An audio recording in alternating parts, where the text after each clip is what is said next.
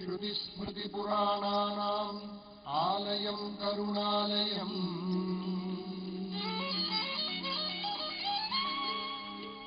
नमामि भगवत्पादशङ्करम् लोकशङ्करम्।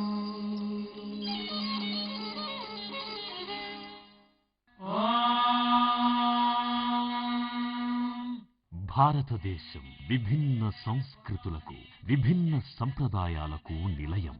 పంచభూతాలతో నిర్మితమైన ఈ శరీరానికి ప్రాపంచిక దృక్పథాన్నే కాక పారమార్థిక విజ్ఞానాన్ని సైతం అందించిన వేదభూమి భారతదేశం. ప్రపంచ దేశాలన్నింటికీ భారతదేశం జ్ఞాన దిక్సూచిగా విరాజిల్లింది. అందుకు కారణం ఈ దేశం భౌగోళిక స్వరూపం.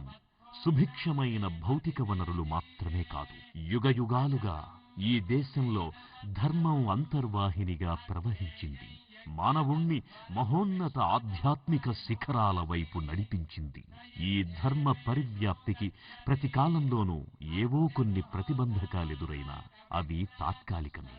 భగవద్గీతలో శ్రీకృష్ణ భగవానుడన్నట్లుగా ధర్మగ్లాని జరిగినప్పుడు ధర్మ సంస్థాపన కోసం ఆ పరాత్పరుడే ప్రతి యుగంలోనూ అవనిపై అవతరించాడు.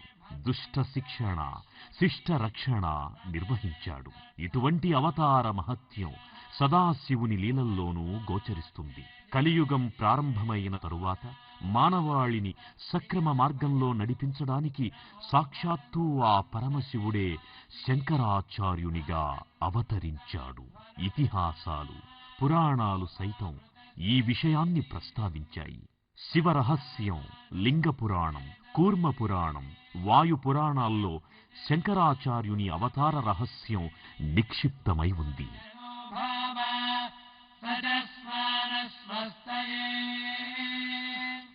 భారతదేశమంతటిలోనూ సుభిక్షమై సారవంతమై సస్యశ్యామలమై వెలుగొందే దివ్య క్షేత్రం కేరళ. పవిత్రమైన ఈ కేరళలో మలబారు తీరానికి సమీపంలో ఉన్న గ్రామం కాలడి. ఈ గ్రామంలోనే పరమనిష్ఠాగరిష్ఠులైన శివగురు, ఆర్యాంబ అనే పుణ్య దంపతులకు జన్మించారు జగద్గురు ఆది శంకరాచార్య.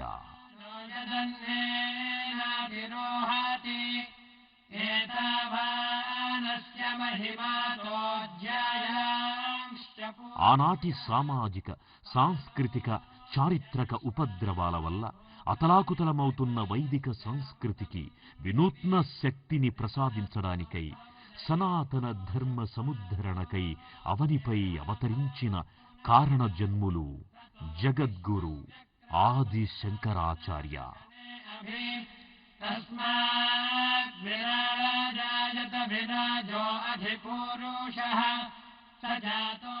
అద్వైత సిద్ధాంత ప్రవక్తగా ఆర్షవాంగ్మయ విజృంభణకై సంకల్పించిన ప్రజ్వలన శక్తిగా, మహిమాన్విత స్తోత్రాల, మహాభాష్యాల సృష్టికర్తగా విరాజిల్లిన ఆది శంకరాచార్యులు భారతదేశంలో వైదిక ధర్మం సజీవంగా, సుస్థిరంగా వెలుగొందాలనే మహాసంకల్పంతో కొన్ని ముఖ్య క్షేత్రాలలో మఠాలను స్థాపించారు. అవి తూర్పు దిక్కున ఒరిస్సా రాష్ట్రం జగన్నాథపురిలో గోవర్ధన మఠం, పశ్చిమ దిక్కున గుజరాత్ రాష్ట్రం ద్వారకలో ద్వారకా మఠం, ఉత్తర దిక్కున హిమాలయాల సమీపంలో బదరికాశ్రమంలో జ్యోతిర్మఠం, దక్షిణ దిక్కున కర్ణాటక రాష్ట్రంలో తుంగభద్రా నది ఒడ్డున ఉన్న శృంగేరిలో శారదా మఠం. అయితే ఈ మఠాల స్థాపనకు ముందే శంకరాచార్యులు స్వయంగా దక్షిణ భారతదేశంలో ఏకైక మోక్షపురిగా ప్రసిద్ధి చెందిన పుణ్యక్షేత్రమైన కాంచీపురంలో నెలకొల్పిన పీఠమే శ్రీ కామకోటి పీఠం. అలా శంకర భగవత్పాదులతో ప్రారంభమై శతాబ్దాలుగా కొనసాగుతోన్న కంచి కామకోటి పీఠం గురు పరంపరలో 68వ గురుదేవులు, పీఠాధిపతులు పూజ్యశ్రీ చంద్రశేఖరేంద్ర సరస్వతీ స్వామివారు అవ్యాజ కరుణామూర్తిగా, ఆధ్యాత్మికత నిండిన మానవతావాదిగా, ఆది శంకరాచార్యుల తరువాత అంతటి వానిగా సాక్షాత్తు ఆదిశంకరుల అవతార విశేషంగా అశేష భక్తజనకోటి ఆత్మీయంగా పరమాచార్య అని పిలుచుకునే జగద్గురువు శ్రీ శ్రీ శ్రీ చంద్రశేఖరేంద్ర సరస్వతి స్వామివారు.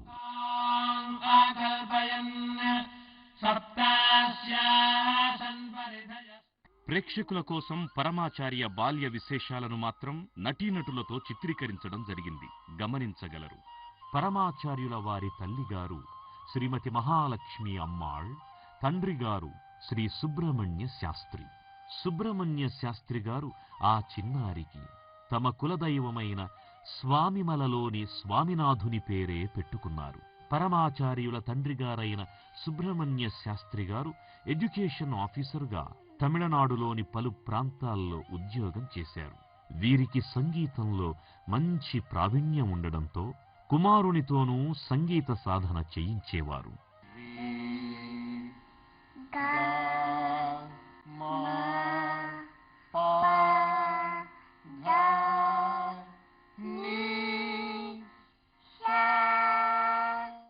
పరమాచార్యుల తల్లిగారైన మహాలక్ష్మి అమ్మాళ్ తన కుమారుడికి పసితనం నుండి శ్లోకాలు నేర్పించారు.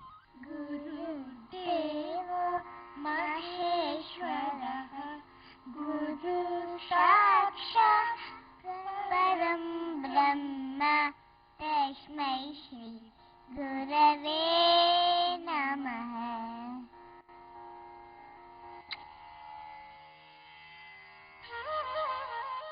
బాల మేధావిగా ఏకసంథాగ్రాహిగా ఆయన ప్రజ్ఞ పసిప్రాయంలోనే పరిమళించింది.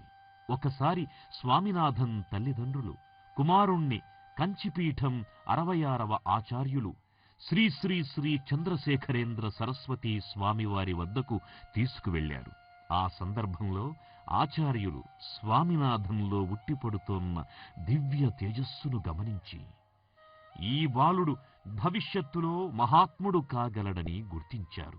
ఆ సందర్భంలో ఆశీస్సులందించిన ఆచార్యుల వారికి బాల స్వామినాథన్ అభయముద్రతో ప్రతి ఆశీస్సులందించారు. ఆ సమయంలో బాలుని సన్నిధిలో వెలువడిన అలౌకిక ప్రకంపనలు పరిశీలించిన ఆచార్యుల వారు ఈ బాలుడు కంచి కామకోటి పీఠాధిపతిగా అత్యున్నత ఆధ్యాత్మిక శిఖరాలనందుకోగలడని ఊహించారు. స్వామినాథన్ బాల్యం నుండి ఎంతో ప్రతిభావంతుడైన విద్యార్థిగా ఉపాధ్యాయులందరి దగ్గర గుర్తింపు పొందారు. ఆ రోజుల్లో ఇతని పెద్దమ్మ కొడుకు లక్ష్మీకాంతన్ ఋగ్వేదంలో శిక్షణ పొందుతుండేవాడు. ఆడుకుంటూ అతని దగ్గరగా వెళ్లిన స్వామినాథన్ లక్ష్మీకాంతన్ వల్లవేస్తోన్న వేద పాఠాలను శ్రద్ధగా ఆలకించేవారు. అలా వినికిడితోనే స్వామినాథన్కు కూడా లక్ష్మీకాంతంతో సమానంగా వేద సూక్తాలు కంఠోపాఠంగా వచ్చేవి. కుమారుడి వైరాగ్య ప్రవర్తనతో భయపడిన సుబ్రహ్మణ్య శాస్త్రి అతని మిత్రుడైన టీకే వెంకటరామయ్యను ఇంటికి పిలిపించి స్వామినాథన్ జాతకం చూపించారు. స్వామినాథన్ జాతక చక్రం, అతని అరికాళ్లల్లో చక్రాలను పరిశీలించారు వెంకటరామయ్య. ఆయన వెంటనే స్వామినాథన్ తల్లిగారికి చెప్పి ఒక కుండతో నీళ్లు తెప్పించారు. ఆ నీళ్లతో స్వామినాథన్ కాళ్లు కడిగి సాష్టాంగ నమస్కారం చేశాను. ఇదేమిటి అని నిర్ఘాంతపోయిన స్వామినాథన్ తండ్రితో ఆయన, ఈ బాలుడు జగద్గురువు కాగలిగిన కారణజన్ముడని, మహత్తర జాతకుడని, ఒకనాటికి ప్రపంచమంతా ఈ పసివాడి కాళ్లకు ప్రణమిల్లుతుందని, అందుకే తొలి వందనం చేసి నా జన్మను ధన్యం చేసుకుంటున్నానని అన్నారు. కామకోటి పీఠం 66వ ఆచార్యులు మధురాంతకం దగ్గర్లో ఉన్న సారం గ్రామంలో విడిది చేసినప్పుడు స్వామినాథన్ని తన తదనంతర ఆచార్యులుగా నియమించాలని ఆశ్రమ పండితుల వద్ద సంకల్పించారు. కాని అది అమలు జరగకముందే ఆచార్యులు సిద్ధి పొందారు. శివ సాన్నిధ్యం చేరుకునే ముందు అదే గ్రామంలో ఉన్న స్వామినాథన్ పెద్దమ్మ కొడుకైన 18 ఏళ్ల లక్ష్మీకాంతన్ను శ్రీ మహాదేవేంద్ర సరస్వతి అనే పేరుతో 67వ ఆచార్యునిగా ప్రతిష్ఠించారు. ఈ విషయం తెలిసిన స్వామినాథన్ తల్లి వితంతువైన తన సోదరి ఒక్కగానొక్క కుమారుడు సన్యాసం తీసుకుని మఠాధిపతి అయినందుకు విచారించింది. ఆమె ఒకసారి సోదరిని కలిసి ఓదార్చాలని బయలుదేరింది. కంచిలో రైలు దిగిన స్వామినాథన్, అతని తల్లి శంకర మఠం వచ్చారు. అప్పుడే వారు ఊహించని సంఘటన ఎదురై వచ్చింది. వారి దగ్గరకు అప్పుడు ఒక గుర్రపు బండి వచ్చింది.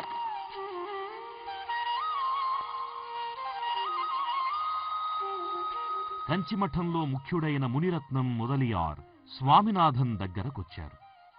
వెంటనే వారిని తనతో ఆ బండిలో రమ్మన్నారు. వారి కుటుంబ సభ్యులకు వేరే బండి ఏర్పాటు చేశారు.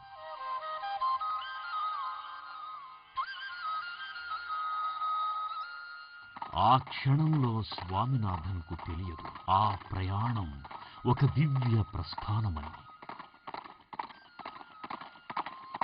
అతని జీవితం భవబంధాలకతీతంగా ఒక మహోన్నత పరమపదం వైపుకు సాగిపోతుందని.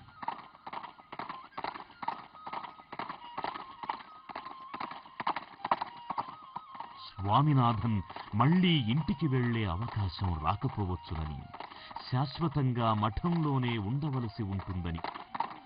కాని ఆ 13 ఏళ్ల చిన్నారి ఊహ మరోలా ఉంది. తన సోదరునికి తోడుగా తనను తీసుకువెళ్తున్నారనే వారనుకున్నారు. స్వామినాథన్కు మునిరత్నం మొదలియార్ నెమ్మదిగా అసలు పరిస్థితి వివరించారు. అతని పెద్దమ్మ కొడుకు లక్ష్మీకాంతన్ పీఠాధిపతిగా నియమితులైన 8 రోజులకే సిద్ధి పొందడంతో స్వామినాథన్ను కంచిపీఠం 68వ శంకరాచార్యులుగా నియమించారు. విషయం అర్థమైన వెంటనే స్వామినాథన్ నిర్ఘాంతపోయారు. ఏమనాలో ఏం చెయ్యాలో తెలియని ఆ పసి మనస్సు కేవలం రామా రామా అని మాత్రమే అనగలిగారు.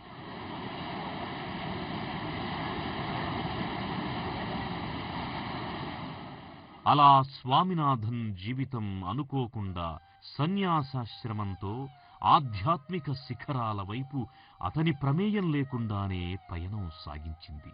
సంప్రదాయానుసారం క్రతువులు ప్రారంభమయ్యాయి.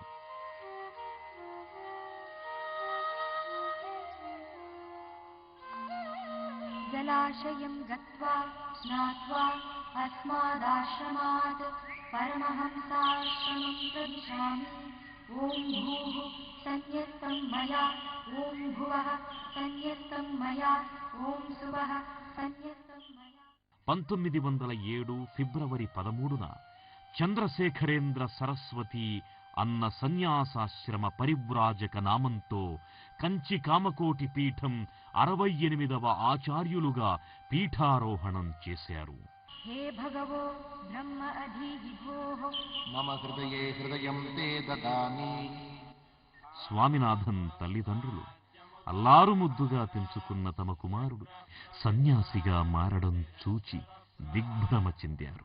కాషాయ వస్త్రాల్లో ఉన్న కుమారుణ్ణి చూసిన వారి మనసులు మౌనంగా రోదించాయి. కాని శంకరాచార్యులుగా పరకాయ ప్రవేశం చేసిన ఆ చిన్నారి స్థిర చిత్తంతో నిలిచారు. జరిగినదంతా దైవ నిర్ణయం అన్నారు. తనను త్రికరణ శుద్ధిగా నూతన బాధ్యతలు నిర్వర్తించడానికి అనుమతినియవలసిందిగా పూర్వాశ్రమంలోని ఆ తల్లిదండ్రులను వేడుకున్నారు. పాపం, అనుబంధాలను ఆప్యాయతలను అకస్మాత్తుగా అణచివేయడం సాధ్యం కాని ఆ తల్లిదండ్రులు కన్నీటి కెరటాలతో నిష్క్రమించారు. అంతే, జీవితంలో మళ్లీ వారికి తమ కుమారుణ్ణి చూసే అదృష్టం కలగలేదు.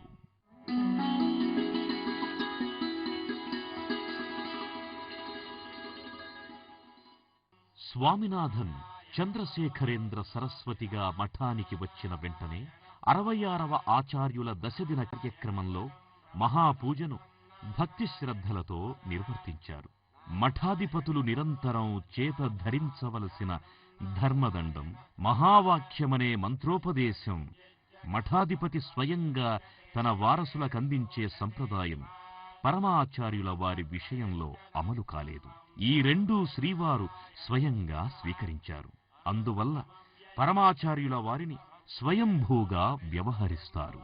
జగద్గురు ఆది శంకరాచార్యుల వారి తరువాత ఈ స్వయంభూ స్థానం సాక్షాత్తు పరమాచార్యుల వారికే దక్కింది.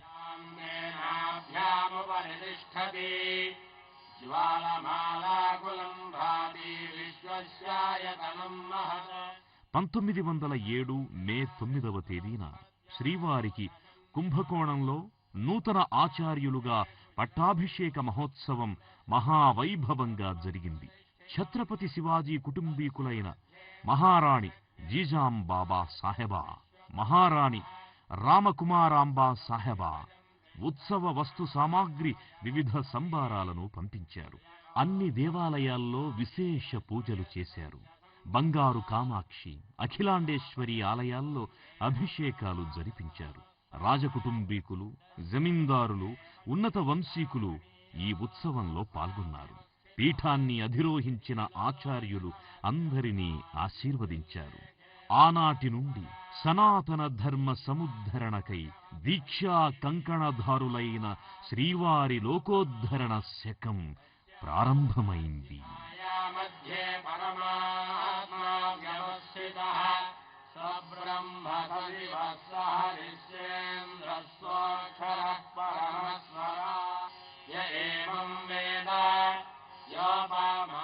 పంతొమ్మిది 1909లో కుంభకోణంలో 12 ఏళ్లకొకసారి జరిగే మహామఖం ఉత్సవంలో పాల్గొన్నారు.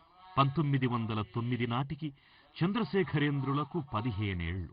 ఆనాటి నుండి 2 సంవత్సరాల పాటు కుంభకోణంలో పీఠం పండితులు వారికి సంస్కృత కావ్య ప్రవేశం చేయించారు. సంస్కృత కావ్యాల అధ్యయనం తరువాత 1911 నుండి 1914 వరకు వారు వేదాలను, శాస్త్రాలను అధ్యయనం చేశారు. దేశం నలుమూలల నుండి మహాపండితులు ఈ గ్రామానికి విచ్చేసి చంద్రశేఖరుల వారికి శిక్షణనిచ్చారు. మహామహోపాధ్యాయ శాస్త్రరత్నాకర శ్రీ వెంకట సుబ్బ శాస్త్రి, పైంగనాడు గణపతి శాస్త్రి, తిరువాశనాళ్ళూర్ వెంకటరామ శాస్త్రి, మహామహోపాధ్యాయ కురుంగుళం కృష్ణశాస్త్రి మొదలైన వేద పండితులు స్వామివారితో ఆర్ష సారస్వతాన్ని అధ్యయనం చేయించారు. చంద్రశేఖరేంద్రులు వైదిక వాంగ్మయమే కాదు, ఇంగ్లీష్, ఫ్రెంచ్ సాహిత్యాలను అభ్యసించారు. ఇంకా ప్రపంచ చరిత్ర, భూగోళ శాస్త్రం, గణిత శాస్త్రం, జ్యోతిష్య శాస్త్రం, ఖగోళ శాస్త్రాలు నేర్చుకున్నారు. మరాఠీ, తమిళ భాషల్లోని సారస్వత వ్యాకరణాల్లో మంచి ప్రావీణ్యం సాధించారు. ప్రాచీన వ్రాతప్రతులను, శాసనాలను ఆసక్తితో చదివేవారు. పురావస్తు పరిశోధన, శిల్పశాస్త్రం వీరికి అభిమాన విషయాలు.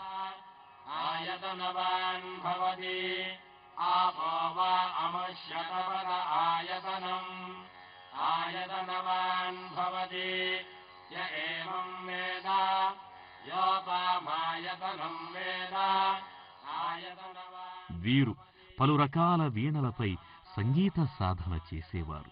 సారస్వత చర్చల్లో మైమరచిపోయేవారు.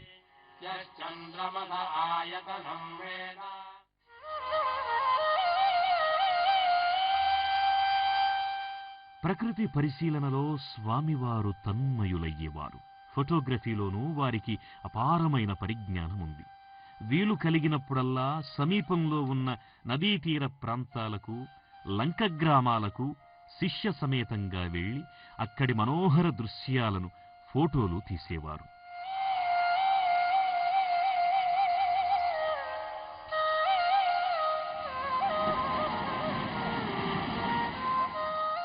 చంద్రశేఖరేంద్రుల విద్యాభ్యాసంలో ఒక ఆసక్తికరమైన అంశం ఉంది. సాధారణంగా విద్యాభ్యాసంలో ఉపాధ్యాయులే గురువులు, విద్యార్థులే శిష్యులు అవుతారు. కానీ స్వామివారి విషయంలో అలా కాదు. మఠాధిపతి కావడం వల్ల స్వామివారే గురువు, ఉపాధ్యాయులు వారి శిష్యులు. అందువల్ల వారు బోధనకు ముందు, బోధనానంతరం స్వామివారికి సాష్టాంగ నమస్కారం చేసుకుని వారి పాదాలను స్పృశించేవారు. అలా అకుంఠిత దీక్షతో అధ్యయనం సాగించిన స్వామివారు పరిపూర్ణ జ్ఞానవంతులై, సకల శాస్త్ర పారంగతులై కుంభకోణం తిరిగి వచ్చారు. మహాస్వామి కుంభకోణంలో ఉన్నప్పుడు తరచుగా గంగై కొండచోళపురానికి వెళ్లి అక్కడి శిల్పకళారీతులు, శిలాశాసనాలు పరిశీలించేవారు. వివిధ ప్రదేశాల్లో ఉన్న జీర్ణ దేవాలయాల వివరాలు విచారించేవారు. మఠంలోని పురాతన తామ్రపత్రాలను అధ్యయనం చేసేవారు. ప్రఖ్యాత పురావస్తు శాస్త్రజ్ఞులను పిలిపించి మఠంలోని 100 ఏళ్ల నాటి తామ్రపత్రాలను పరిశీలింపచేశారు. అన్నిటినీ గ్రంథస్థం చేసి ప్రచురించారు. ఆ విధంగా తెలుగు భాషలో ఉన్న ఎన్నో తామ్రపత్ర శాసనాలు వారి ద్వారా వెలుగులోకొచ్చాయి. చంద్రశేఖరేంద్రులు దేశంలోకెల్లా మహోన్నతమైన ఆధ్యాత్మిక మఠం కంచి కామకోటి పీఠ నిర్వహణకు ఉపయుక్తమైన జ్ఞాన సమృద్ధిని, దక్షతను ఆవాహన చేసుకున్నారు. మఠం చరిత్రను అన్ని భాషల్లోనూ వెలువరించారు.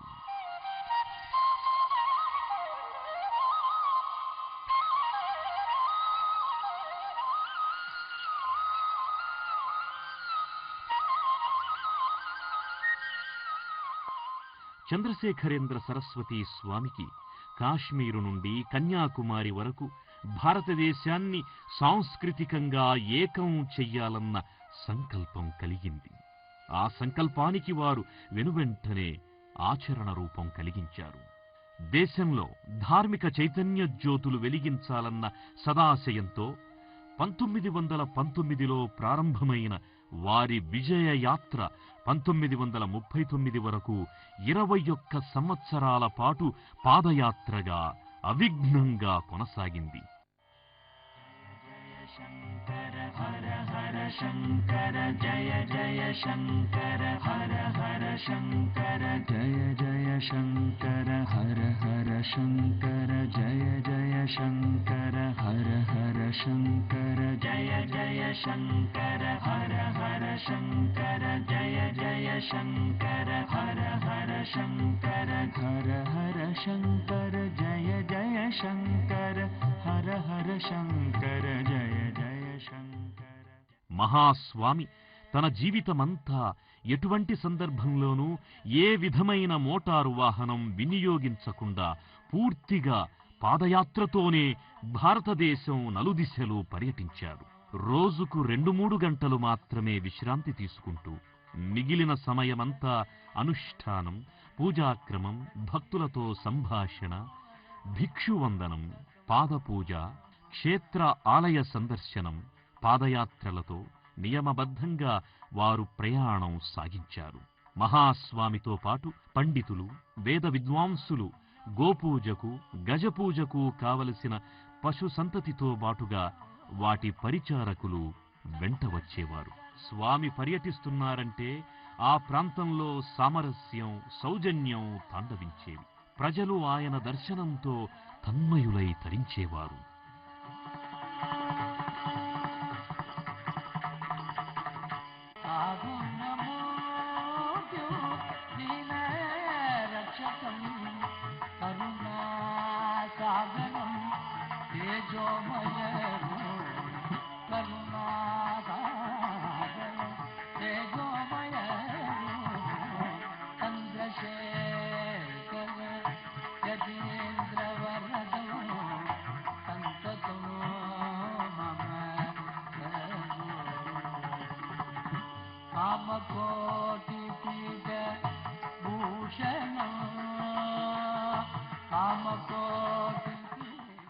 యాత్ర ప్రారంభంలో స్వామి కుంభకోణం వెళ్లారు.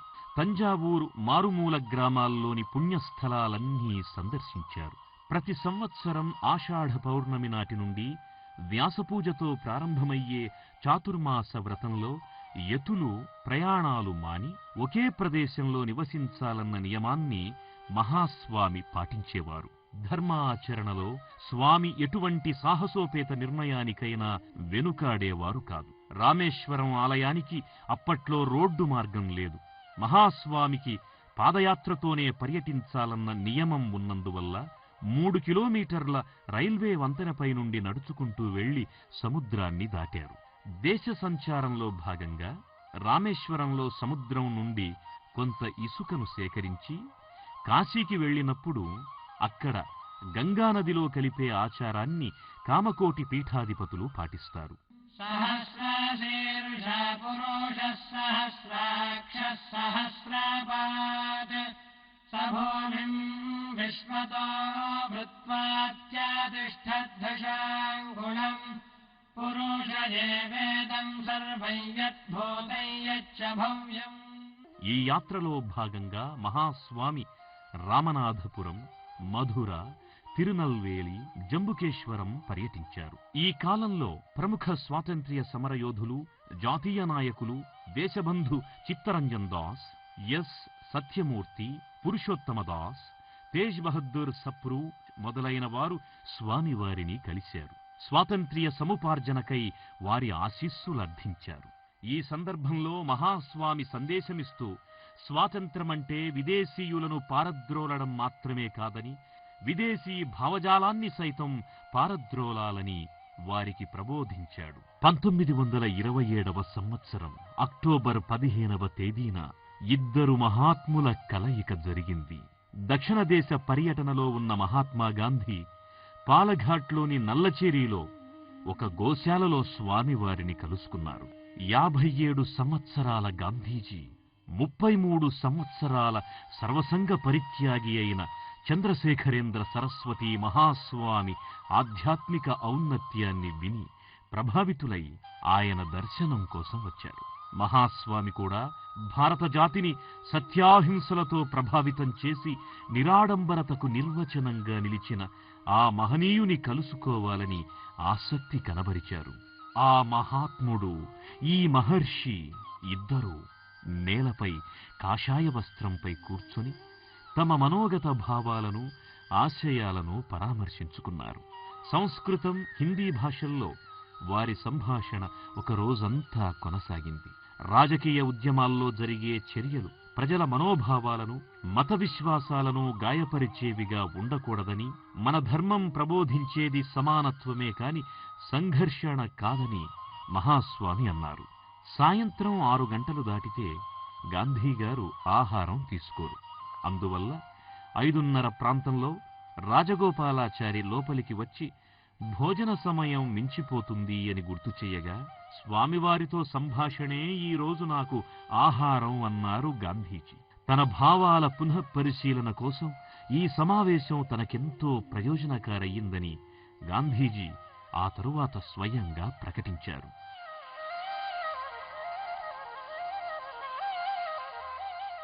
మహాస్వామి 1929 డిసెంబర్లో తిరువణ్ణామలైలో దీపోత్సవానికి వెళ్లారు.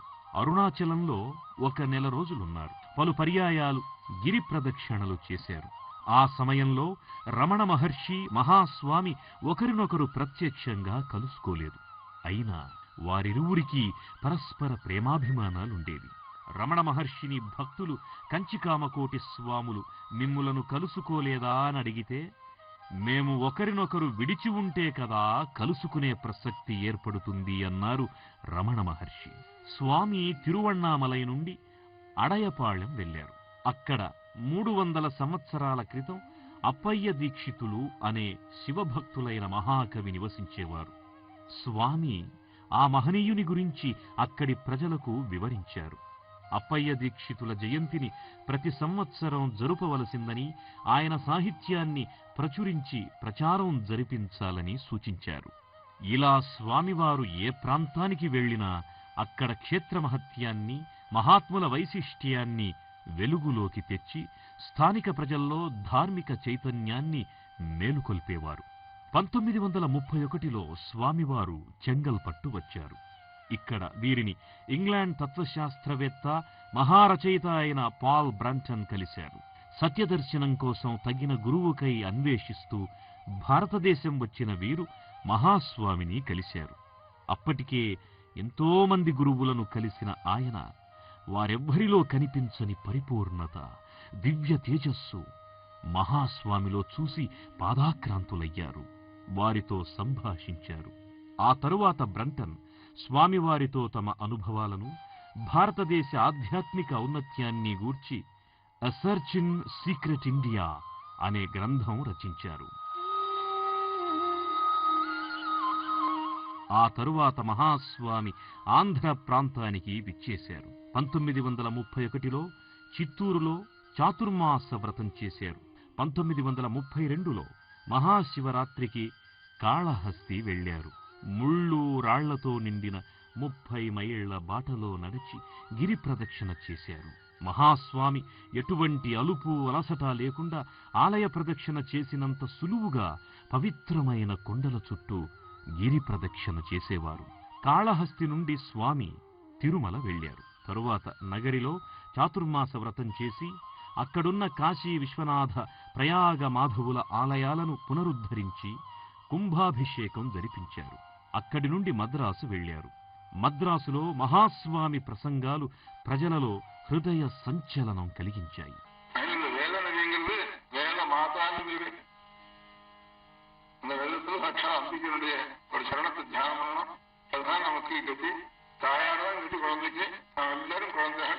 చిదంబర క్షేత్రానికి వెళ్లి నటరాజస్వామి దర్శనం చేసుకున్నారు. ఆదిశంకరాచార్యులు స్వయంగా మోక్షలింగాన్ని ప్రతిష్ఠించిన క్షేత్రమిది. ఇక్కడ సహస్ర స్తంభ మంటపంలో మహాస్వామి చంద్రమౌళీశ్వర పూజ చేశారు.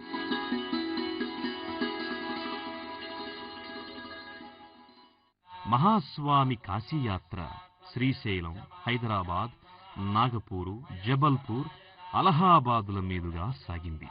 తుంగభద్రా నదిని దాటిన స్వామి 1934 ఫిబ్రవరి 12న హైదరాబాదు చేరుకున్నారు.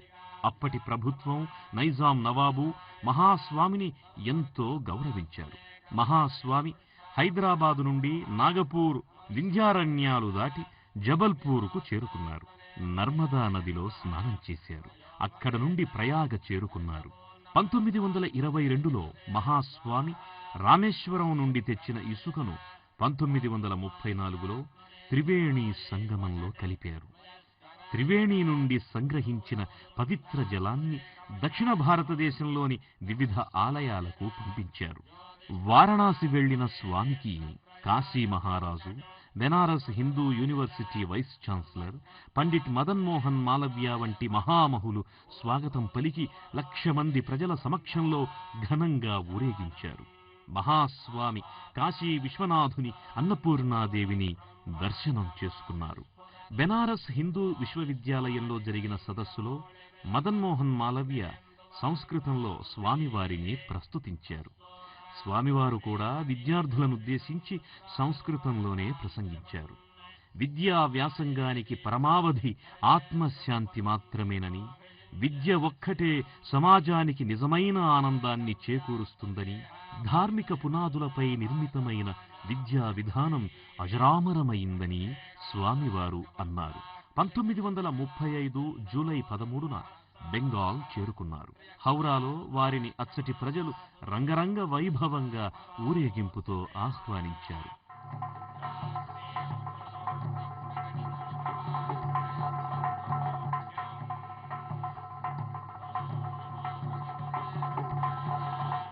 పరమాచార్య పూరీలో శంకరాచార్యులు స్థాపించిన గోవర్ధన మఠం వారి ఆహ్వానం అందుకున్నారు. ఇక్కడ ప్రాచీన కాలంలో ఏర్పాటైన ముక్తి మండప సభ ఉంది. పూరీ పరిసరాల్లో ఉన్న 18 ఎంపిక చేసిన గ్రామాలకు చెందిన 18 మంది పండితులతో ఈ సభ రూపొందుతుంది. ఈ సభకు అధ్యక్షత వహించవలసిందిగా ప్రార్థించడంతో వారు అంగీకరించారు. పరమాచార్య ఈ యాత్రలో ఉండగానే వారి తల్లిదండ్రులిద్దరూ భగవత్ సాన్నిధ్యం చేరుకున్నారు. సన్యాస ధర్మాన్ని అనుసరించిన పరమాచార్య మౌనరోదనతోనే వారికి అంజలి ఘటించారు. స్థిర మనస్కులై యాత్ర యథావిధిగా కొనసాగించారు. మహాస్వామి చిల్కా సరస్సు తీరం వెంబడి ఛత్రపూర్, బరంపురం పర్యటించారు. బరంపురంలోని సనాతన ధర్మ సభలో స్వామి తెలుగులో ప్రసంగం చేశారు. అక్కడి నుండి శ్రీకూర్మం మీదుగా విజయనగరం వచ్చారు. 1936 నవంబర్ 4న సింహాచలంలో వరాహ నరసింహస్వామిని దర్శించుకున్నారు. అక్కడ కొండల్లో ఉన్న గంగాధర జలపాతం వద్ద ధ్యానం చేశారు. విశాఖపట్టణం నుండి గోదావరి తీర భూముల్లో పర్యటించారు.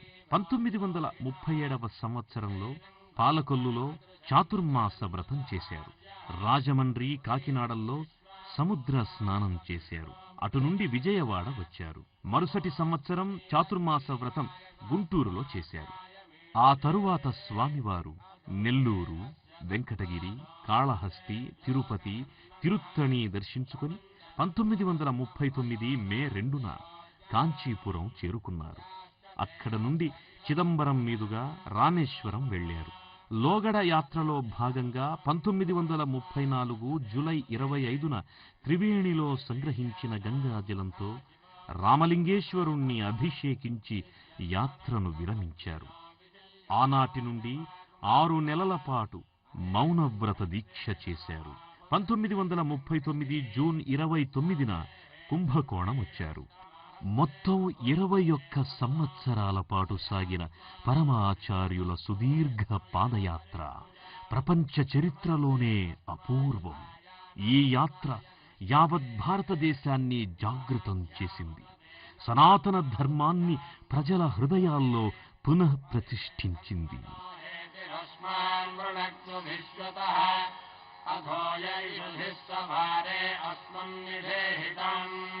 పరమాచార్య మానవ సేవను మాధవ సేవలో అంతర్భాగం చేశారు. బీదలంటే వారికి అమితానురాగాలు. సంపన్నులను బీదలకు విధిగా దానధర్మాలు చేయవలసిందిగా ఆయన ఆదేశించేవారు. నిరుపేదల ఆకలి తీర్చే ఉద్యమంలో ప్రజల్ని భాగస్వాములుగా చేశారు. ఇందుకోసం వారొక ప్రణాళిక రూపొందించారు. ప్రతి ఇల్లాలు తన ఇంటిలో వంట ప్రారంభించే ముందు ఒక పిడికిలి బియ్యం తీసి వేరే పాత్రలో పొయ్యాలి. ఒక నాణ్యాన్ని ముంతలో వెయ్యాలి. కొందరు కార్యకర్తలు నియమిత దినాల్లో వీటిని సేకరించి సమీపంలోని దేవాలయాలకు అందిస్తారు. అక్కడ ఈ బియ్యంతో అన్నం వండి వచ్చిన డబ్బుతో చింతపండు, పాలు, ఇతర దినుసులు కొని తెచ్చి పులిహోర, దద్దోజనాన్ని తయారు చేస్తారు.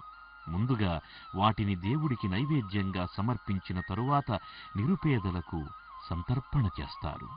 వారి యాత్రలో కొన్ని సందర్భాలలో వందలాది మంది హరిజనులు పవిత్ర స్నానాలాచరించి విభూది ధరించి పరమాచార్య దర్శనానికొచ్చేవారు.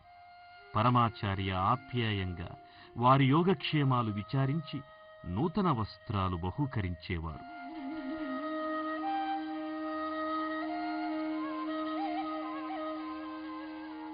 సామాన్య ప్రజానీకంతో కంచిపీఠం మమేకమై దీనజనోద్ధరణలో నిర్మాణాత్మకమైన సేవ చేయాలన్న సదాశయంతో పరమాచార్య ముద్రాధికార సంఘం అనే సంస్థను ఏర్పాటు చేశారు.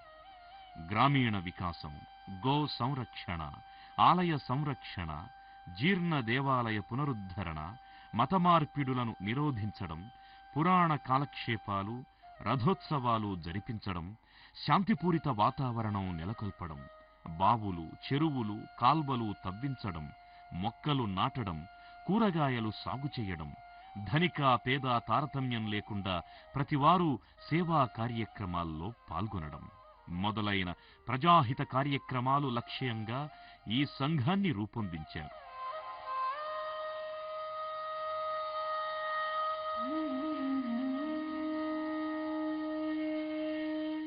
1947 ఆగస్టు 15 భారత జాతి చీకటి చరిత్రలో కోటి ఉషస్సులు ప్రజ్వలించిన రోజు.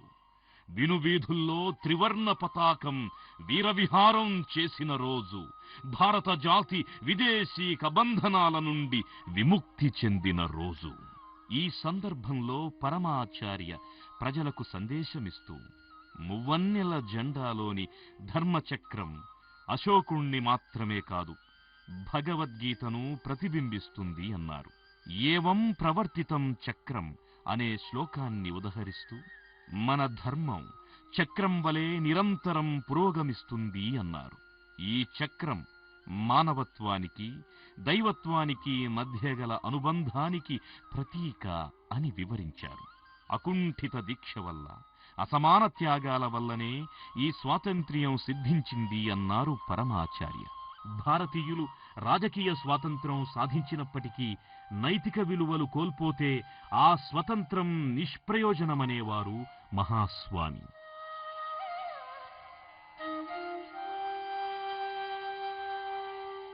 కంచి కామకోటి పీఠాధిపతుల పరంపరలో 68వ ఆచార్యులుగా చిరస్మరణీయులైన పరమాచార్యుల వారు 1954లో తమ వారసుని స్వయంగా నిర్ణయం చేశారు. వారే 19 ఏళ్ల పూజ్య శ్రీ జయేంద్ర సరస్వతి. మఠంలోనే వీరిని పరమాచార్య గుర్తించారు. వీరి అత్యున్నత మేధస్సు, సత్ప్రవర్తన పరమాచార్యను సంతుష్టుల్ని చేశాయి. పరమాచార్య మార్చి 22, 1954లో సన్యాసాశ్రమ దీక్ష అనుగ్రహించారు. కాషాయ వస్త్రం, దండం, మహావాక్యం పరమాచార్య స్వయంగా ప్రసాదించి జయేంద్ర సరస్వతి అని నామకరణం చేశారు. పరమాచార్య కంచిమఠంలోనే జయేంద్రుల వారిని స్వయంగా వేదాంగాల్లోనూ సకల శాస్త్రాల్లోనూ నిష్ణాతులను చేసి 1970 వరకు తమతో పాటు దేశ పర్యటనలో అనుసరింపచేశారు.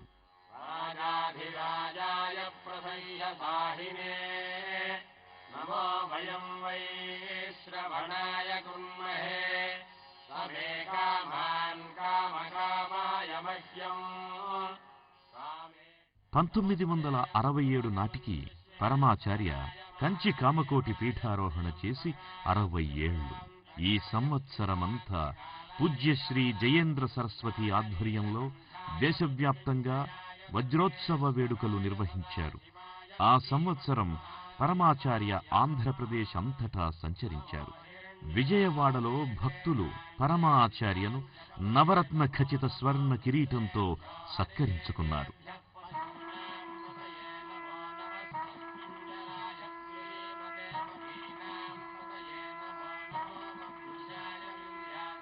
కాళహస్తిలో పరమాచార్యుల వారు పంచమ ఆగమ సదస్సును ప్రారంభించారు. ఆనాటి రాష్ట్ర మంత్రి పివి నరసింహారావు గారు పరమాచార్యకు సంస్కృతంలో స్వాగతం పలికారు. చరిత్రలో కనుమరుగైన ఎన్నో ఆలయాలను పరమాచార్య స్వయంగా గుర్తించారు. వారిలో పురావస్తు పరిశోధనా దృష్టి దివ్య దృష్టిని మరపిస్తుంది. కాళహస్తి అరణ్యాల్లో సంచరిస్తూ పరమాచార్య బ్రహ్మగుడి అనే గుట్ట మీద ఆగి అక్కడ త్రవ్వకాలు సాగించమన్నారు. అంతరించిపోయిందని అందరూ భావిస్తున్న పంచముఖలింగేశ్వర ఆలయం అక్కడ బయటపడింది. ఆ ప్రాంతంలో ఉన్న ముళ్ల చెట్లను కొట్టించి త్రోవను ఏర్పాటు చేయించి ఆలయాన్ని వారు పునరుద్ధరణ చేయించారు. దీనికి దగ్గరలో గోడవలే విశాలంగా ఉన్న ఒక శిలపై సుందరంగా చెక్కబడిన నటరాజు, నాట్యగణపతి, పార్వతీదేవి రంగస్థల శిల్పాలు ఈ త్రవ్వకాల వల్లే వెలుగులోకొచ్చాయి. ఈ ప్రదేశం ఆ కాలంలో నాట్య మండపమని పరమాచార్యులు గుర్తించారు.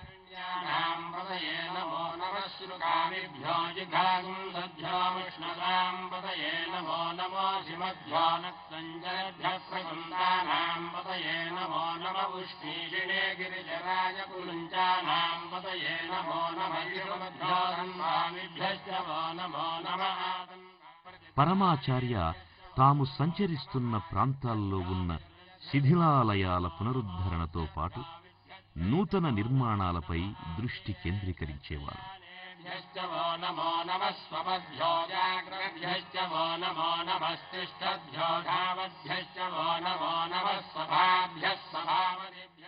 పరమాచార్యుల వారిని సందర్శించి ప్రభావితులైన ప్రసిద్ధ వ్యక్తులెందరో ఉన్నారు.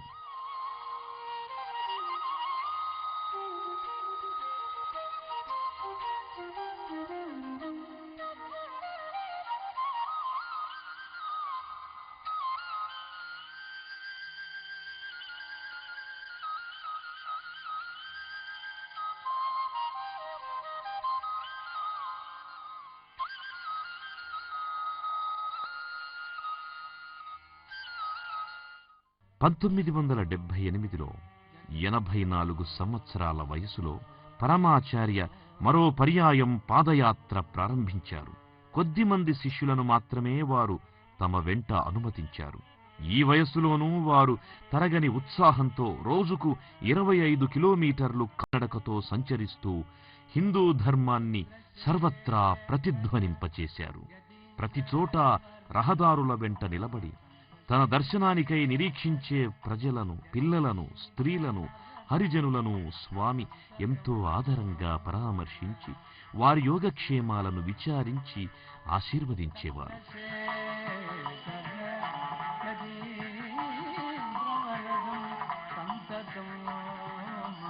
6 సంవత్సరాల పాటు సాగిన ఈ పాదయాత్రలో స్వామివారు బెల్లాం, సతారా, తుల్జాపూర్, పండరీపూర్, కర్నూలు ప్రాంతాలను సందర్శించారు.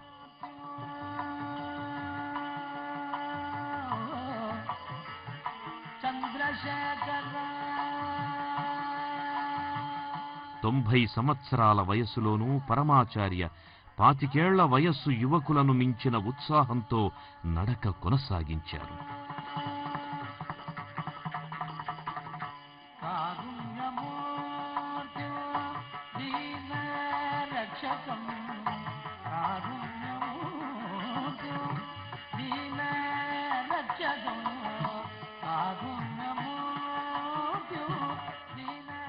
మహారాష్ట్రలోని సతారాలో శంకరన్ అనే పాలుగారే పసిబాలుడు మొదటిసారిగా పరమాచార్యుల వారిని దర్శనం చేసుకుని స్వామివారి అనుగ్రహాన్ని పొందాడు.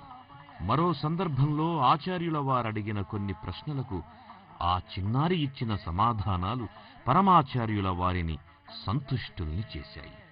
ఆ తరువాత ఒక సందర్భంలో పరమాచార్యుల వారు కంచిమఠానికి 3 శంకరాచార్యులు ఉండబోతున్నారని ప్రకటించారు. 1983 మే 29 కంచి కామకోటి పీఠం మహాచరిత్రలో మరో సువర్ణాధ్యాయం ప్రారంభమయ్యింది. స్ఫురద్రూపి మందస్మిత వదనుడు అయిన 14 ఏళ్ల శంకరన్కు ఆ రోజు పరమాచార్య సన్యాస దీక్ష అనుగ్రహించారు. వారే శ్రీ శ్రీ శ్రీ శంకర విజయేంద్ర సరస్వతీ స్వామి, కంచి కామకోటి పీఠం 70వ పీఠాధిపతులు. బాలస్వామి శిక్షణ పరమాచార్య పర్యవేక్షణలో కొనసాగింది.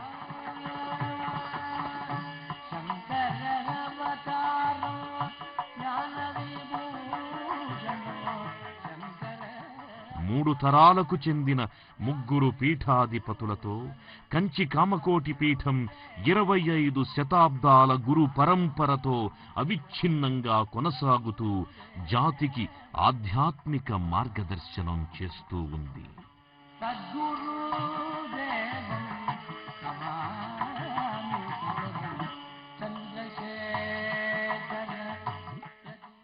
1993లో అప్పటి మాజీ రాష్ట్రపతి ఆర్ వెంకట్రామన్ గారి అధ్యక్షతన పరమాచార్య శతజయంతి సంఘం ఏర్పడి 1 సంవత్సరం పాటు వైదిక కార్యక్రమాలు నిర్వహించారు. శతజయంతి సంఘం సభ్యులు పరమాచార్యుల వారికి కనకాభిషేకం జరుపగా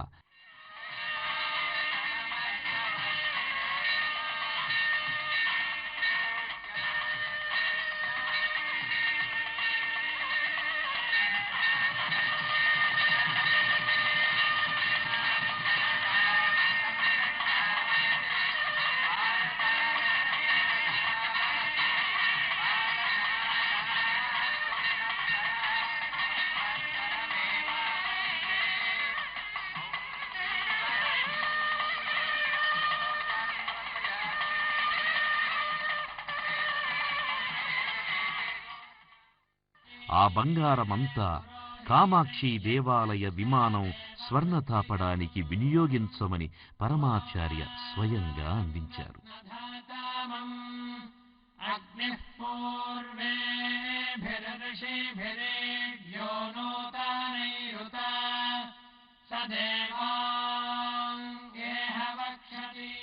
పరమాచార్య వారి భోజన వివరాలు పరిశీలిస్తే వారు ఆహారం తీసుకున్న రోజుల కన్నా నిరాహారంగా ఉపవాస దీక్షలో ఉన్న రోజులే ఎక్కువ.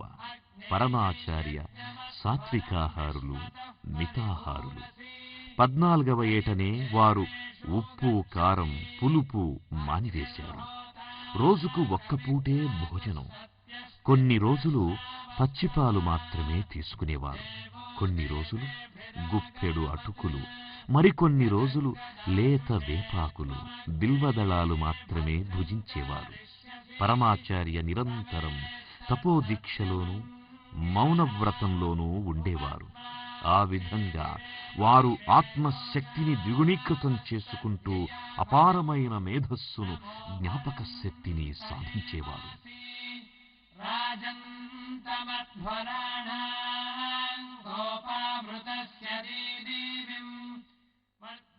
ముక్తి అన్నది మరణానంతరం లభించేది కాదని, జీవితకాలంలో తన జీవన విధానంతో జీవన్ముక్తుడు కాగలడని భావించడానికి పరమాచార్య జీవితమే ప్రత్యక్ష నిదర్శనం. చంద్రశేఖర యతీంద్ర వరదం చంద్రశేఖర.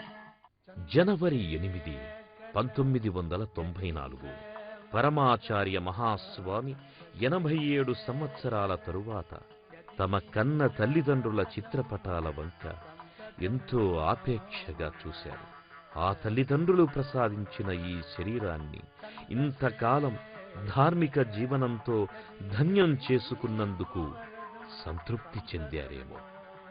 హిందూ ధర్మ వాహినిలో అశేష జనహృదయ సంగమం కావించిన ఆ మహర్షి నడిచే దేవునిగా శతాబ్ది కాలం పాటు వైదిక సంప్రదాయ సర్వస్వాన్ని తన వెంట నడిపించిన ఆ కారణ జన్ములు, కాలజ్ఞులు, కారుణ్యమూర్తి పరమాచార్యులుగా, కంచి కామకోటి పీఠాధిపతులుగా, రెండవ ఆదిశంకరాచార్యులుగా యశో విరాజితులైన శ్రీ శ్రీ శ్రీ చంద్రశేఖరేంద్ర సరస్వతి స్వాముల వారు 1994వ సంవత్సరంలో జనవరి 8న, అంటే తన జన్మ నక్షత్రమైన అనూష ద్వాదశి రోజున శంకర మఠంలోనే సిద్ధి పొందారు.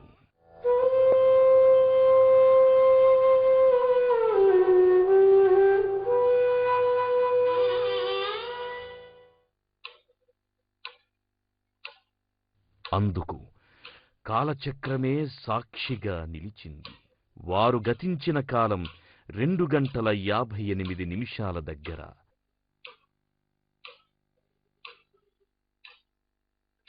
ఆనాడు గడియారం ఆగిపోయింది.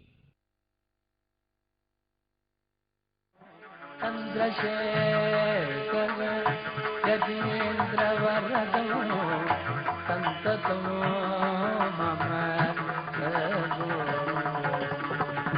కామకోటి పీఠ భూషణం కామకోటి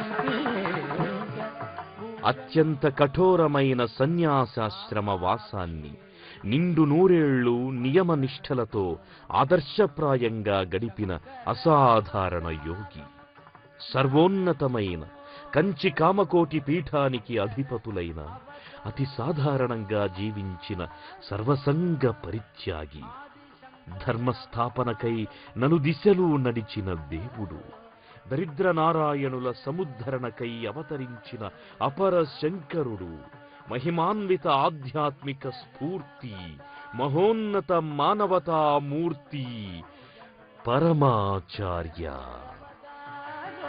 జ్ఞాన విభూషణం సద్గురుదేవం నమామి సదనం. పరమాచార్య పరలోకగతులై శివ సాన్నిధ్యం చెందిన వారు చూపిన మార్గంలోనే, వారి అడుగుజాడల్లోనే కంచిపీఠం గురు సంప్రదాయం కొనసాగుతూ ఉంది. ఆదిశంకరులు నెలకొల్పిన ధర్మాన్ని పరమాచార్య సుస్థిరం చేస్తే, పరమాచార్య ప్రతిష్ఠించిన పూజ్యశ్రీ జయేంద్ర సరస్వతీ స్వామి, పూజ్యశ్రీ శంకర విజయేంద్ర సరస్వతీ స్వామి సారథ్యంలో సర్వులకు శిరోధార్యంగా సనాతన ధర్మం వర్ధిల్లుతూ ఉంది.